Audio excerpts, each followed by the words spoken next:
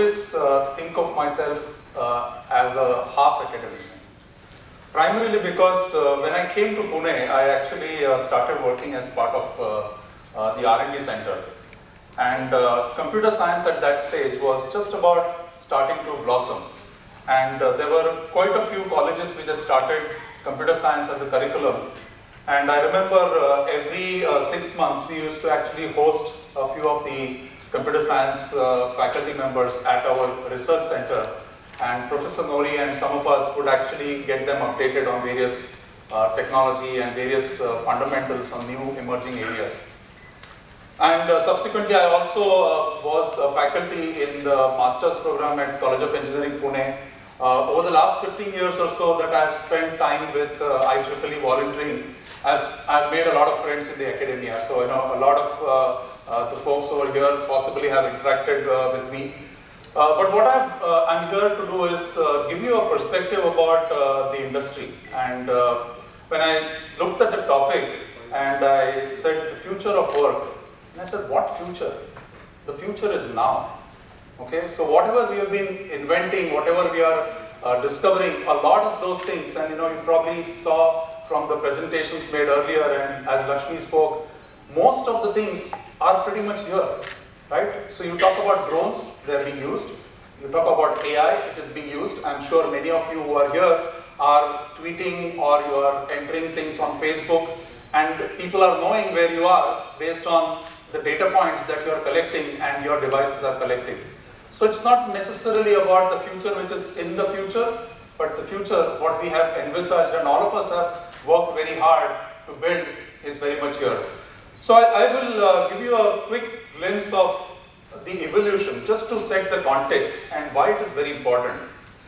So I'm talking about the 18th century, the 19th century, the last century, and you look at how the industry has evolved, and there have been some very defining moments in the industry. The first one was way back when the steam engine was introduced, and that was the time when the mechanization started. The mechanical engineers, the entire industrial revolution which started, that was what we call as Industry 1.0. Then electricity got introduced, air transport got introduced, and distances became shorter. People were able to communicate, people were able to do things in a much more effective manner. The factories got set up. Then came the computer age, the 1970s. And many of us over here have experienced that age. We've seen how productivity improved. We've seen various things come up, be it the internet, be it various technology advances which are making a difference to all of us.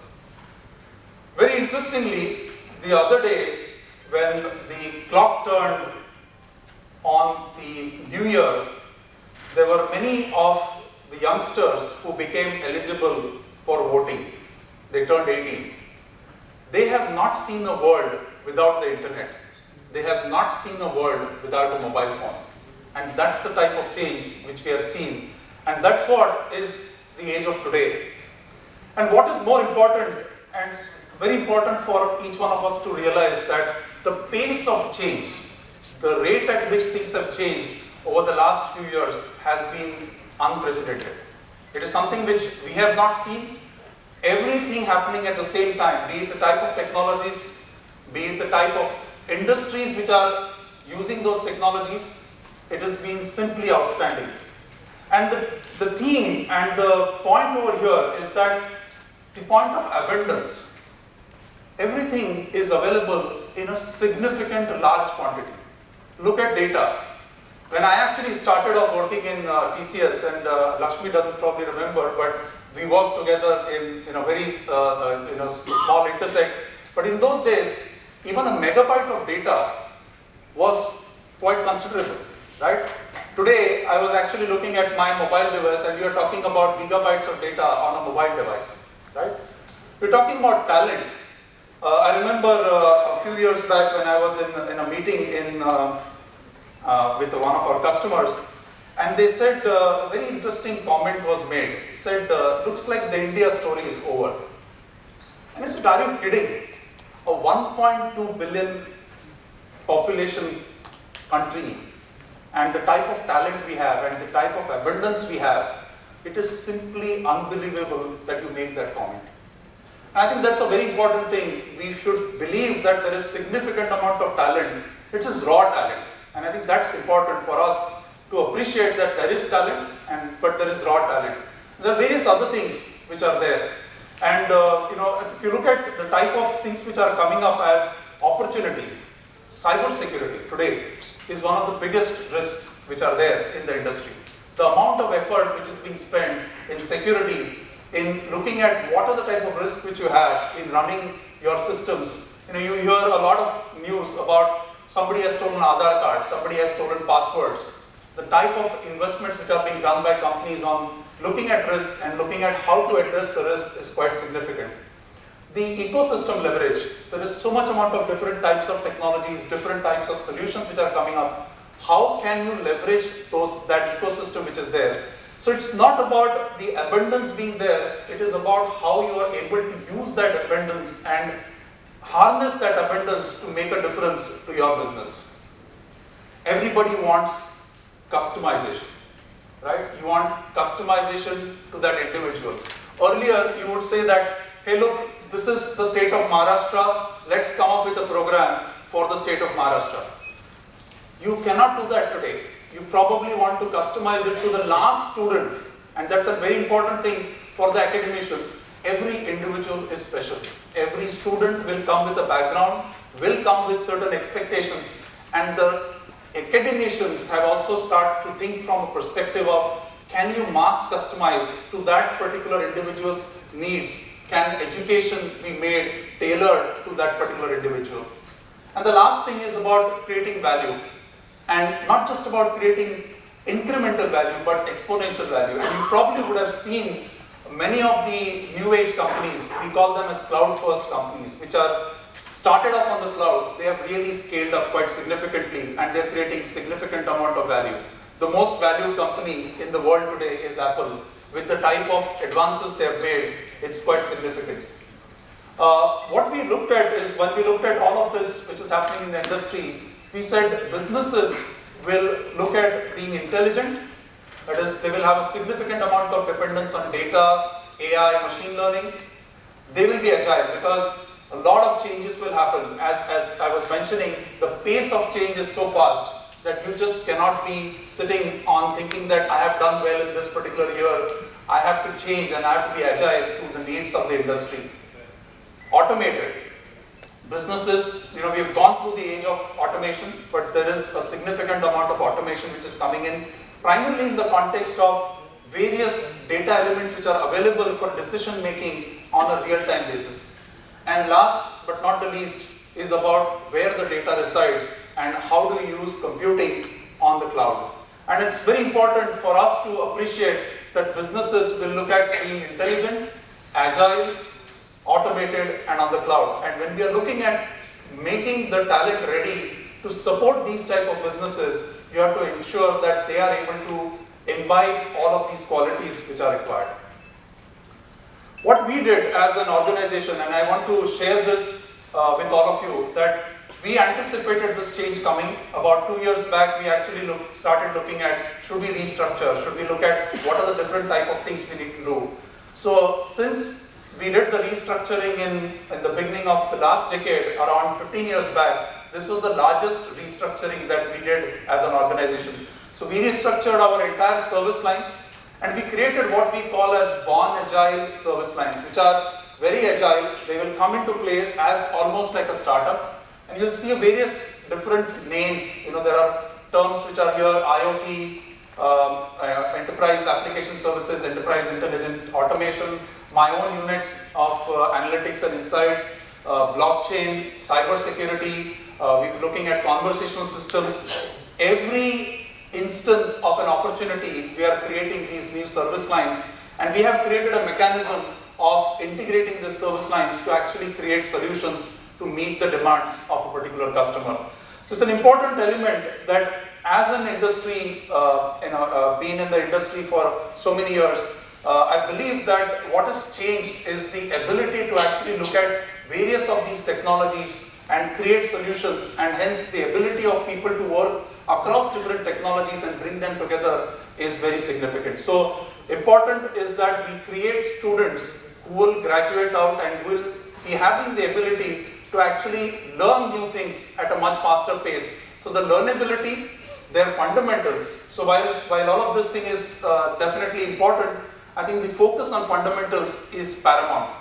One of the things which I have always advocated is that, I've been in the field of database technologies for a long time, but the first thing which I tell is if you are starting off on working on database technologies, refer to a certain set of books, and if you are not through those set of books, you'll not be able to successfully build yourself as a professional in that particular area. But important aspect, as organizations evolve, organizations restructure, you also have to look at how the talent pool which is coming out of the colleges will be able to fit into a restructured organization like this. An important element of the change is also our workspaces. This is one thing which is very significant, given the type of the intake that we are having, the type of people we are having, the need of the hour is to have different types of workspaces. So I did mention about agile. How do people work is also a very important thing. What is the culture in the organization is very crucial. What is the type of ecosystem do you provide for them to work in a global environment is very important. So we've gone through quite a significant amount of change in our workspace. This is one of our largest projects on looking at how do we become enterprise agile at the entire scale of the organization. So what is changing? We're looking at making collaborative setups, how people can bring in the collective intelligence to make a difference. How do we design the people networks and take away the mundane tasks with bots? A lot of our activities, like you would have somebody call up and ask, hey, what about this policy, or what are the things which you can, everything is on your mobile phone. You have a bot which we have, and it just takes care of responding back to whatever queries we would have otherwise required a person to do that.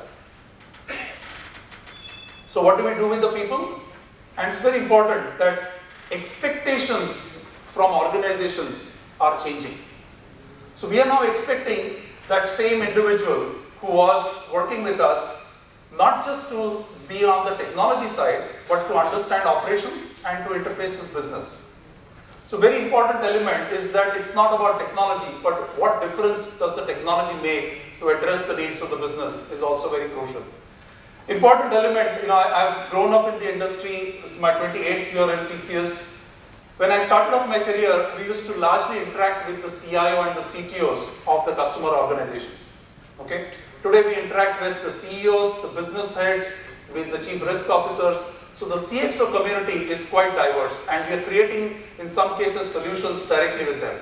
A chief risk officer, for example, interacts and works with us in context of a cyber security threat which they may have in their business. So expectations from employees is continuously increasing. At the same time, what we are doing is, we're also playing a significant role in upskilling the people.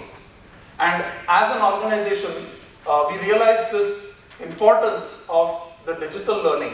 And this is the type of transformation. So one of the biggest transformations that we have done from a support system point of view is to completely revamp our learning systems. And one of the things which we did as business leaders, we put some of our best people to actually head some of these learning programs. So the digital learning head is a person who, if not in this role, could have actually led a very large program. The person who actually was heading the BPO learning was one of our star performers. So we actually decided that given the focus and given the change and the pace of change, it was very important for us to deliver this at scale.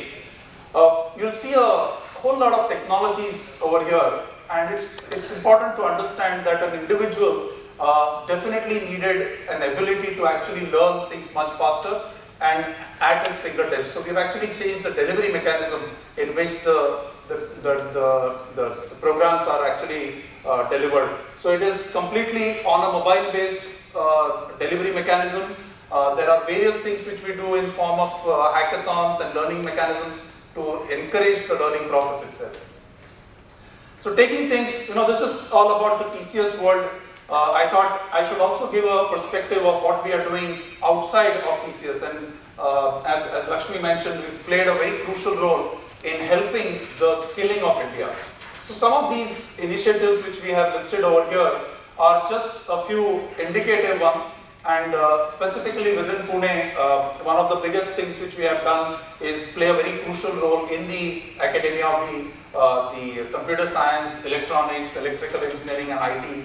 We played a very crucial role. Mr. Kohli, who was the first director of TCS, he actually played a very crucial role in the transformation of College of Engineering Pune, which many of you, I'm sure there are some of you who are here along with Professor Anil Sasrabudhe and Professor Ahuja. We played a very crucial role. We're doing some very interesting stuff in Pune. The digital literacy program, we are supporting Pune City Connect NGO very actively. Many of our folks are actively involved in supporting that initiative. We're working with a very interesting project called Avsara Academy. It's a very interesting project being led by the chief economist now of the Tata Group, Kholkar. This is a program where we are creating a leadership development framework, or through the education for girl child from the 7th grade to the 12th grade, entirely on an IB curriculum. Most of these girls are from the underprivileged in the society. This is the 3rd year that we are running this program. I regularly go and interact with them. You would be really amazed at the level at which they have achieved in just 2 years. And that is the belief system that I go with, that given the opportunity, anybody can really scale up to a completely different orbit. And I think we are responsible for creating that opportunity. And as the name of that academy rightly says, Avsara or Avsar, which we give to that particular individual. Various other things. We have a fantastic platform called the ION platform, and I specifically wanted to highlight this particular solution. The ION platform has completely transformed the assessment mechanism in the education system. Many of our programs which are there, the examinations get assessed over ION, and we've also extending it to make it as a digital learning hub, working with many academic institutions and hosting a lot of their content over here and allowing people to take programs. I'll switch gears. When we talk about work, we talk about a lot of technology stuff, IT companies and things like that. And I feel when I look at this particular chart, I feel that we are probably missing the 55% of the Indian population which is involved in farming. And it's a very interesting project that TCS has been doing called M-Krishi. It is a platform where we are assimilating a lot of knowledge and making it available as a platform service to the farmers. And it's not just to the farmers, but it is the entire ecosystem. So you'll see a whole lot of things which I talked about. Farming as a business is not bad, but if it is combined with technology and you leverage the abundance which is available in form of data points with the type of solutions which are available, we can really make a big difference. So working very closely with some of the farmers. Just a couple of days back I was participating in the workshop. I take a deep interest in some of these areas along with some of my colleagues from the academia who are part of the IEEE as well as the Agriculture College, which is in Pune. We actually had a workshop. I do believe that there is a great opportunity for the talent and the expertise which we are building to play a very significant role. There is a lot of supply chain, there's a lot of technology, there's a lot of data and analytics. I'm probably selling my role more, but there's a lot of data and analytics in the type of solutions that are there in the world of farming. So I just wanted to bring this out because we sometimes tend to ignore the majority and then lose out on great opportunities. When you looked at entrepreneurship, earlier this year, last year, I actually worked with my college, BJTI, and helped them set up a state-of-the-art lab for IoT. And one of the objectives was that they should focus on helping or creating research projects which will help Digital India and various other initiatives which are helping build the future of India. And one of the things that they are closely involved with is this particular program. Lastly, I believe that one of the biggest transformations which will happen in India will be healthcare. And this is another very interesting program that the Tata Group is very closely involved with. It is called the Digital Nerve Center. Now, it's not just about doctors who are attending to patients, but an entire ecosystem which is technologically enabled.